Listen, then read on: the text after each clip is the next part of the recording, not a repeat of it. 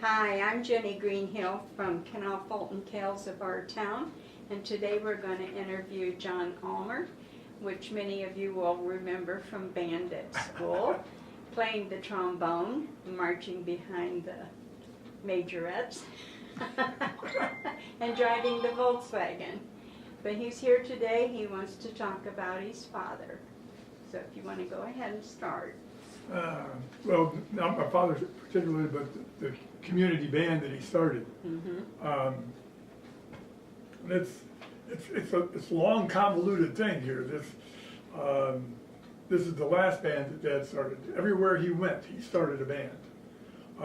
He grew up in Galion, back before World War I or just after World War I. And back then, the popular music was concert band music. That was, you know, the rock and roll of the day, Sousa and the Golden Band and all those. And Dad wanted one in the worst way, and they didn't have one. There was no high school band, there was no band of any kind, but Dad wanted to start a band, and he had heard a lot of band music. He lived in Galion, and right behind his house was the field where all the circuses came. And so every time, and not just one circus a year, but 2 or 3 a year. And circuses, he loved circus music, the stuff they played during the show. We played a lot of that. That's what I learned on. But bands, circus bands, always played a concert before the show. And it was the same kind of stuff that Sousa and the Golden played, you know, the Raymond Overture and William Tell and My Calvary and all those things. And so he had a good background in the kind of music he wanted. He bought a lot of that. We still have all those in our files. Oh, wow. From 8 years ago now. So he wanted one, and there wasn't one.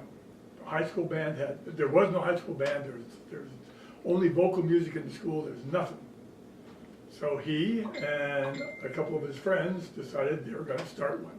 And it's just, if you ever saw the old Mickey Rooney, Andy Hardy movies, where, oh, let's put on a show. Let's get the girls from the dance club, and let's get the people from and we'll put on a show. That's what he did. He got a bunch of guys together, and they all said they wanted to make a band. All right, that's good. Where are we going to get instruments? Well, this is before the Depression, so there was money around. And so they were able to buy instruments. They didn't know how to play them. They didn't know how to read music. They didn't know anything. So they went to the high school vocal teacher, and she was very kind, and she taught them how to read the notes. Oh, okay. And then with a book, they could figure out where it was. So they all practiced, and some got better than others. But the three brothers, my father and the two brothers, are Robert Reed and Richard Reed, who, by the way, lived in Canal Fulton. Mm-hmm. They were the driving force. See? And the deal was that they needed a director. See? And they had 3 trombone players, and they only needed 2. So whoever played the worst got to direct. My dad. So, and they practiced. They put on some concerts. They had to have a rehearsal in an evening once, Dad had told me. And of course, there wasn't any room with any lights to rehearse in, so they did like Mickey Rooney would have done in Andy Hardy. Everybody brought a lamp from home and a whole bunch of extension cords, and practiced out in the front lawn at night and rehearsed their stuff and put on a concert. And that band that he started became the Galion High School Band. Wow. So Great. So he has a history of doing this. When he went to college, he immediately got in with whoever the music people were. He went to Baltimore College, university now. And he immediately got in with all the music people there. Dr. Monk was the guy who was in charge. And they were starting to have a football team, which means they would need a band to march at the game. And Professor Monk was a symphony director, concerts. Mm-hmm. He wanted nothing to do with football, so he gave it to Dad. And Dad figured out how to make the formations that you're supposed to make, and worked on the marching, and he became the first drum major that Baldwin Wallace ever had. Wow. So he had to teach himself to twirl the baton, and he used to always go and throw it over the goal post at the start of the game and all that stuff. But I It's too remember. bad there's not film of that. Yes. He used to strut, you know, the Yeah. lean way back in the strut. He was good at that. I tried, and with the big, he couldn't do it with the hat on. One of the big tall hats. Yeah. He couldn't do it with the hat on because he'd fall over, because that's what happened. And everybody did that. So all the band, the drum majors, all had some little guy who would walk behind him with a hat. And when they got out there, they put the hat on him and they direct the band. So he's doing music all over the place, and in this process, he's talking to a whole bunch of other people to do music at Baldwin Wallace, a whole bunch. You know, there's old ex-professors, current professors, there's people who've been in Baldwin Wallace bands and stuff. And so let's start a band, a town band. And so they did. And for about 20 years, he ran a town band in Berea. Berea didn't have a square, it had a triangle, three roads, right downtown. And for 20 years, they put on concerts every summer in the triangle every week, with really good musicians, because they're college musicians. And so they played hard stuff, and we used to stand around and run around there and go over to the drugstore and buy popcorn. And At that time, all drugstores had a soda bar. right, exactly, exactly. And that's, they liked having the concerts downtown because it brought in a lot of business there. They block off the traffic and all that stuff, and it was good. Dad was a businessman.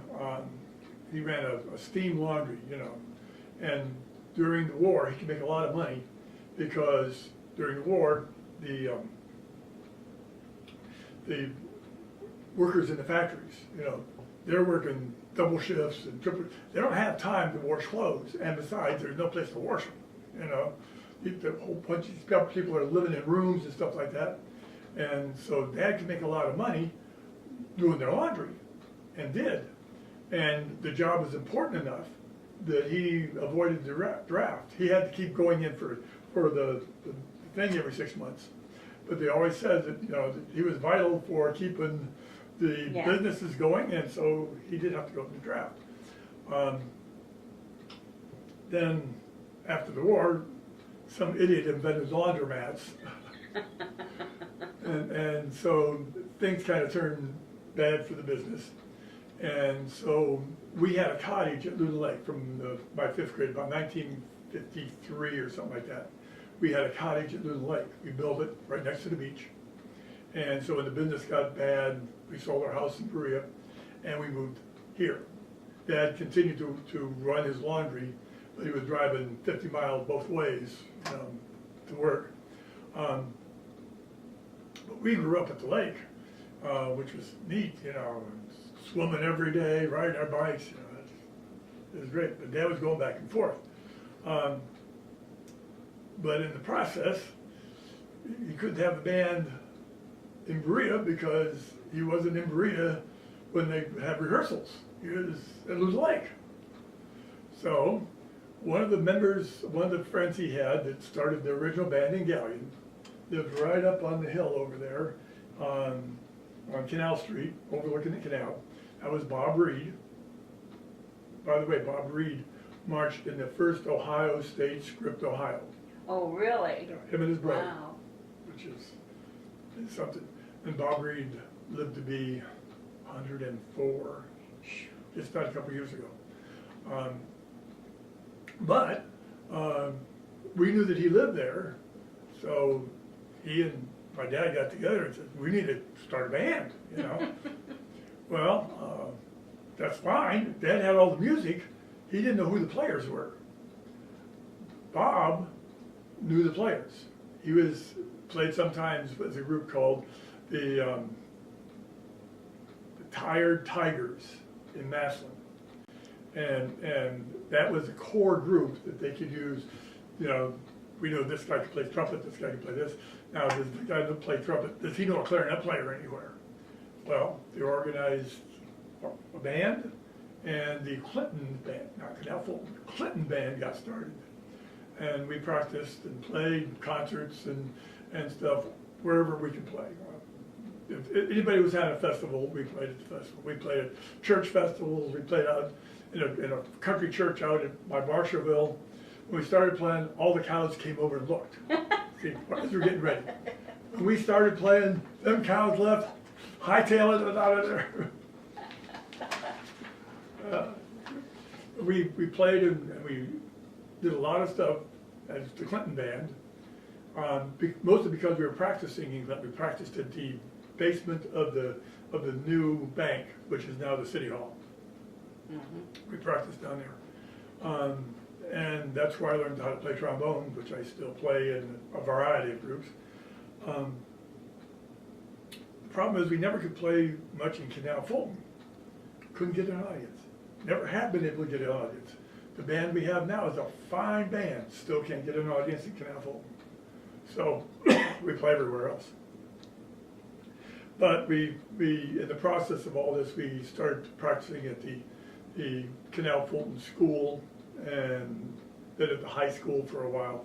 And we got most of our people from Canal Fulton, and so we changed our name to the Canal Fulton Clinton Community Band, and now it's the Canal Fulton Community Band, and it's still in existence, still going strong.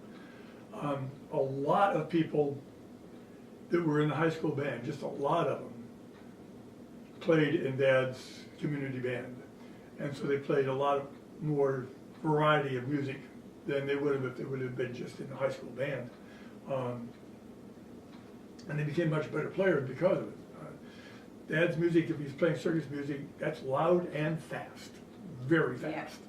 Yeah. A lot faster than Puffy used to play. So anyhow, we had the band, we played, we enjoyed ourselves, played the Canal Days, played at a couple of festivals, played around and just had a good community band. And then, must have been 69, somewhere in there. Mom started getting Alzheimer's. And Dad just had a terrible time, first off, getting out of the house. And second off, he was so busy taking care of her that he couldn't do much for the band. And so he started asking other people to do it. Puffy had just retired. So he took over our band. You played with Puffy's band? Mm-hmm. Puffy. You don't do that with the community band, you know. Puffy loosens up. He had fun with us. One of the baritone players says, Puffy, I don't know how to, we all died, you call me Puffy. Oh, wow. But he wasn't in school, so. Right. Well, but Puffy knew what he was dealing with. Mm-hmm. Then Puffy died. And I've got a kind of a list here of the people who were the directors at one time or other. Because Dad knew so many people who were in music.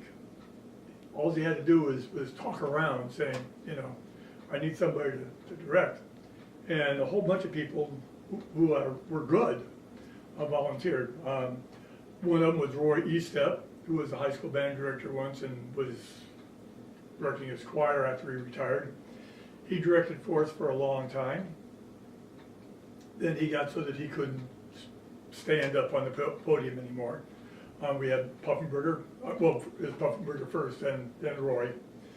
And then Jared Bayless, who was director of the Canton Lincoln High School Band, and was well known everywhere. I think it was Lincoln. Yeah, that's the one that was on the south side of Canton. And he was well known by everybody in music, and he directed for a while. He liked to direct. Puffy, play with the beat, play with the beat. But what Jared do, he direct, but as it got more intense, he kept bending over, and his arm was way down here, and nobody could see it. We have a lot of good times with the band. Every director's different. Yep. After, excuse me, my nose is running. After Bayless, and there's others, some directed longer than others and less time, and some did it just knowing it was gonna be a temporary thing.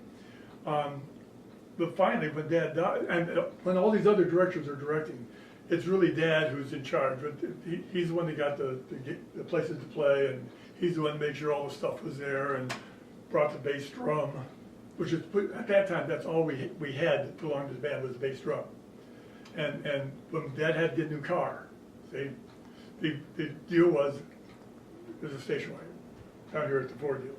We will buy the car if the drum can fit in it. So we didn't have the drum, we didn't have a vehicle that would haul the drum. So they let us take the brand new car to the drum, see if it'd go in. It did. We went back and bought the car.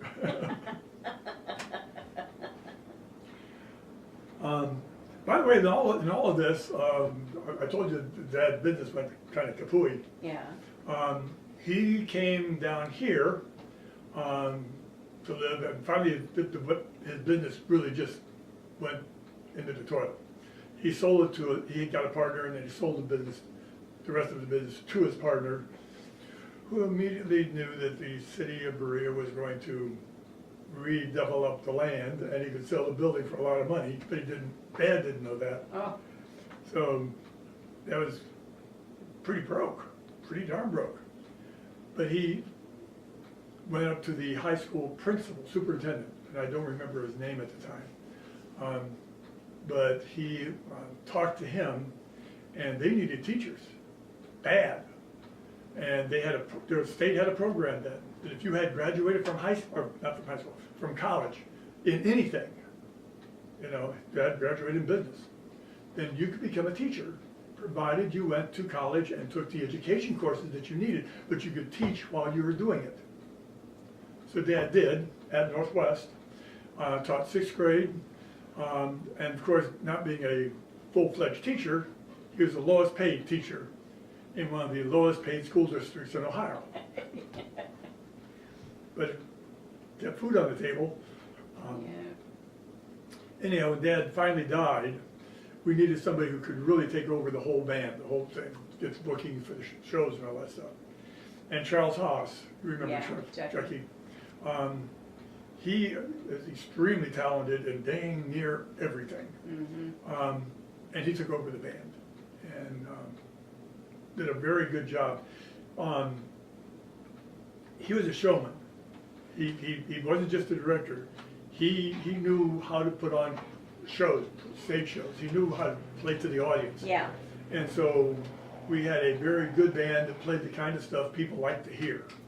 And we got a good reputation, and we played a lot of concerts, and mostly in Massillon on the, by where the police station is, whatever that park is there. And we played a lot of concerts there, and Chucky did that for as long as he possibly could. He ended up getting very, very sick, had all kinds of physical problems as well as his illness. But he would direct and do what he could. Finally, he got so ill that ill that he thought he could get better from. So we got temporary directors to go just long enough till Chucky got back. And he kept getting worse. Finally, if you know his house? Yes. 2-story, 3-story. Yeah. He had bedrooms were upstairs. He got so he couldn't get upstairs very well. He would sit on the backside and go up. Once he fell down a little ways and couldn't get up, and he had to call Jane and I to go over, and we got him standing up so he could get up. And finally, he fell down those stairs and broke his neck. Well, that should be the end of it, right? Mm-hmm. 3 weeks later, he was directing the band at the concert in Massillon. Had a cervical collar on and all that, but last time I seen Chucky, they were doing plays down here at Salt Box Ministry. Right. Right, he directed those, he directed anything he could direct. Yeah. Lots of high school plays at whatever high school he was teaching at, I don't remember which ones they were. He was a great chef, and he taught cooking in Kenmore High School for a long time, and his students, he got, Kenmore is kind of inner city, and he got some really bad students, and he got them excited about cooking. Yeah. And they learned, and they got jobs, and they are making money, they're making a good living, and that's great. He ran a catering outfit that my wife and I kind of helped him with. I did the dishes, my wife helped prepare the food, and that was good. And one of those, nobody knows this, there's a house over south of Canton, where if a celebrity comes to town, they can go there, it's out of the way, nobody knows they're there, and they can stay there safe. But there's no food. They hired Chucky. And so we went out there and we prepared. And the person we were preparing for was Ellie Mae Clanton. All right. And she was one of the nicest ladies you'd ever want to meet. She was just great. I don't know what she was here for, I think for rescue dogs or something like that. Mm-hmm. But we got to meet and talk with and visit with Ellie Mae Clanton. Anyhow, Chuck died, we all know that, and it was a big loss. And now we're all desperate, what are we gonna do with the band? Chuck had incorporated the band as a nonprofit. It was Dad's band. He owned everything in it, and it was Dad's band. But what Chuck found out was that all the places we were gonna play now had bookkeepers who wanted to balance the books and had to have everything done proper. And the problem was, they couldn't give a check to a person. Okay, yeah. And there was no band, it's the person. And they couldn't do that, particularly Massillon. And so Chuck had to incorporate it so we'd be a nonprofit, so they could make the check out to the band, not Chuck. Well, from being a simple organization, now we have to have trustees, we have to have president, vice president, all that stuff. I'm president, by the way. So what is it called?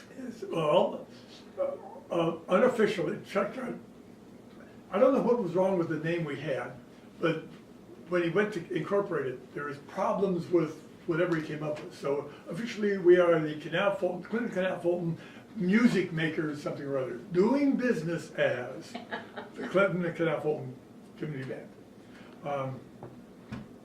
So when Chuck died, the band organization existed, and we now had stuff. We had timpanis, we had chimes, we had 16 filing cabinets full of music, 16 big ones, thousands of pieces, all cataloged in the computer, and some of them nobody's ever gonna want to hear ever. Some of them were real gems, but they're all there, and all the stuff is in Chuck's garage. Just everything's in Chuck. He dies, and now we can't have the garage. So now what the heck do we do? Well, I had been playing. I play in a lot of groups. I still do. And one of the groups I had been playing with was the Stark Community Band, the Kent State Stark Community Band, run by Kent State Stark Branch. And their problem was they wanted a music program for their students, but they didn't have enough. It's a junior college, and there wasn't enough students to make a band. So they opened it up to us, old folks, geezers. And she just turned out a powerful, wonderful band. And these kids would come through and get to play in a really good band with really good players, and the kids got better. It's great. She had just retired when Chuck died. And we called her up, not because she is such a fine director. We called her up, now wanting her particularly. Do you know anybody? And she said, I'd be interested. And so her name's on that list there. Pat Grutzmacher is now the director of the band. She's also she's the one who organizes everything. I'm the president, but I don't do anything except run the meetings. And she is turning the band into, again, a very fine concert band. So it's the thing isn't dead. It's still going on, and So where did the files end up at? thank God, she had a garage in a basement.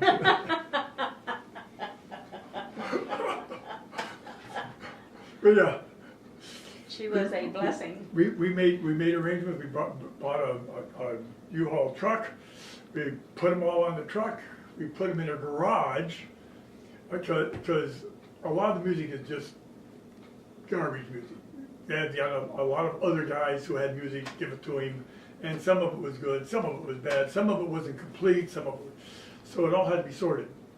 So she says, instead of hauling it all down to the basement and then having to haul it back up, we'll leave them in the garage, and I'll sort them there and take the good ones to the basement. All right. And she's still doing it, and she's found some real gems that we played at this year's concerts, and we'll play a few more. But she's keeping the band going. It looks like it's got a good future. It will be playing, by the way, if anybody cares, on the Veterans Day concert that they do at the high school. Mm-hmm. We will be playing for that. Oh, all right. We've been playing for the last 3 years, once under Chucky, once under Pat, when Pat was only with us for about 3 weeks. Mm-hmm. So she just, basically took what we could get and played. Coach Chuck was directing. Pufferberger Hall is wonderful up there. It's a great place to play. Yeah. And for us who have to haul all the stuff, it's got a back door that goes right onto the stage. It's wonderful. So anyhow, the band is going good. Always looking for players. There is no audition, but we do expect you to be able to show up for rehearsals and stuff like that.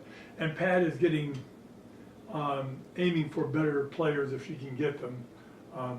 Just because the music she plays is much harder than we have been playing. Before it was loud and fast, now it's good and done right. So. Mm-hmm. And my wife and I also play with the Summit County Summit County Parks Band, which is we practice all winter, and then all summer we play a concert in different Summit County parks outdoors. Okay. Which is fine except for when it rains. Yeah. And then my wife and I play in an offshoot of that, which is the Tuba Fours, which is a bunch of guys playing tubas and baritones and French horns. She's the smallest of the group, and that is a lot of fun because we have one of the guys who plays trombone, not very well. He taught himself how to play, never had any real teaching, but for some reason or other, he can write music, and he writes it very well. Wow. So we just get some really good music. He doesn't create new music. He makes arrangements of stuff that people like to hear, people our generation like to hear. And we play for all kinds of senior citizens groups and stuff like that, anywhere around. Have a lot of fun. So that means we're playing 5 nights a week.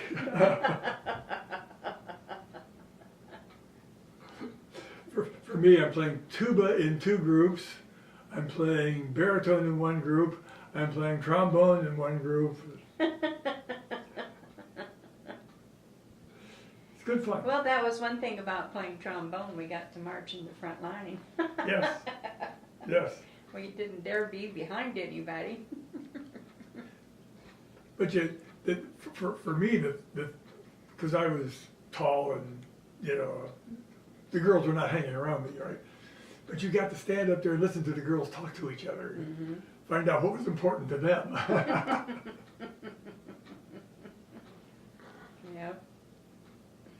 Wow.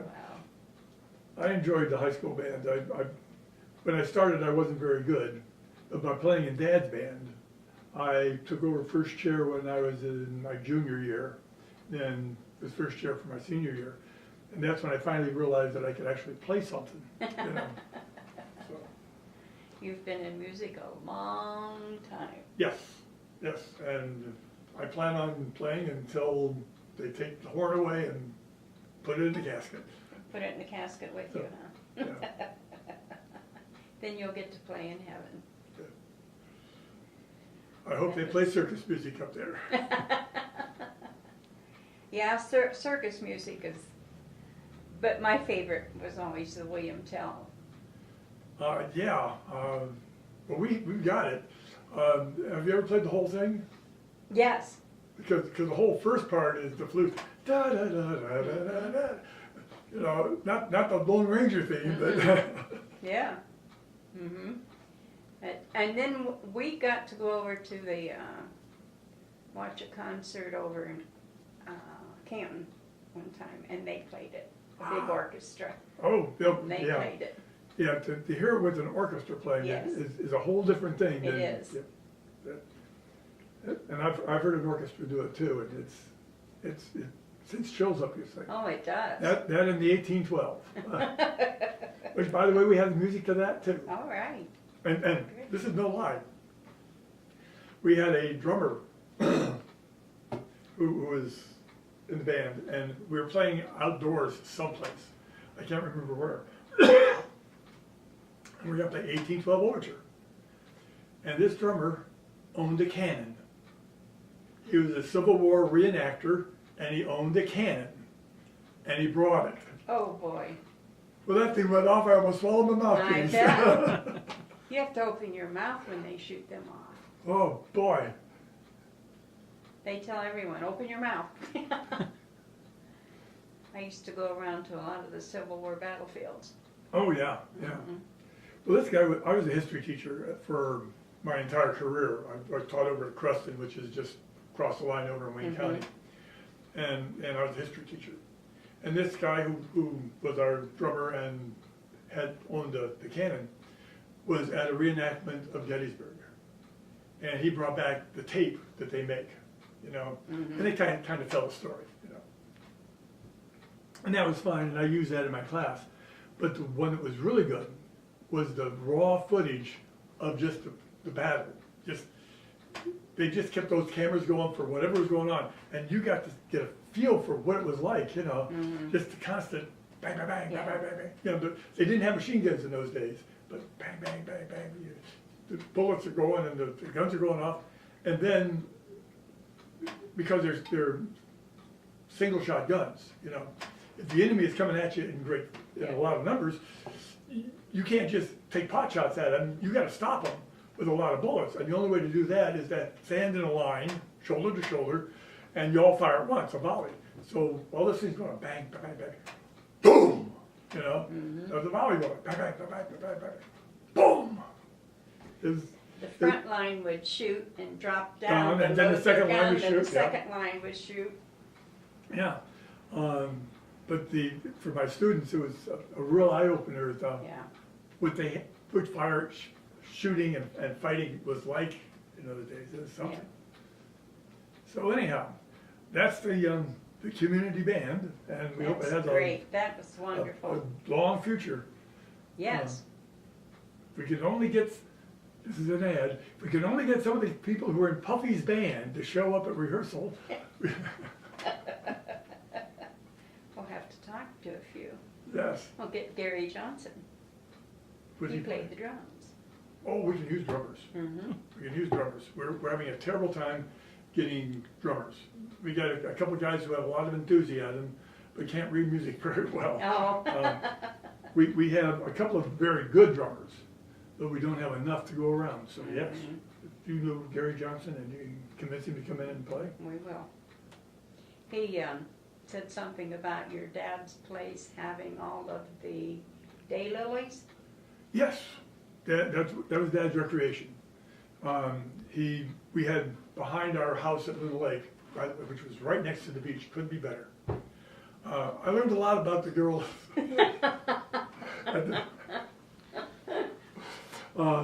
But we had to rent some land behind the house from a farmer, so we'd have room for the cars and stuff. And Dad started collecting daylilies. We would drive along the road, and there'd be one he didn't have. He would stop, you know, pick it up. So he had 50 or 60 varieties of wow. daylilies. He would go out there every day, especially as Mom got sicker and sicker. He couldn't leave the house, but he could go out there and work with the daylilies, and they were just wonderful. And he'd transplant them every other year, so there wouldn't be any weeds in there. And he had all these different daylilies. And then he died, and we were going to take care of it, and we were going to sell the house, and that meant that lot was going to go. And so Jane and I gave them away to anybody who knew Dad, anybody who wanted them, and we got rid of darn near all of them. And it took like 3-4 months, but we got rid of all of them. There's a few stragglers. If you go out there, you can still see one or two sticking out. But we have that was a real tonic for Dad to be able to go out there and work on that while Mom is getting more forgetful, more under the dementia. Question, do you have any pictures that you can share with the Heritage Society of the bands? Of the bands? Got some of Dad. Got one. Dad was the band that became the high school band, with Dan standing up front. Got one of those. Yeah, we can add it with the file.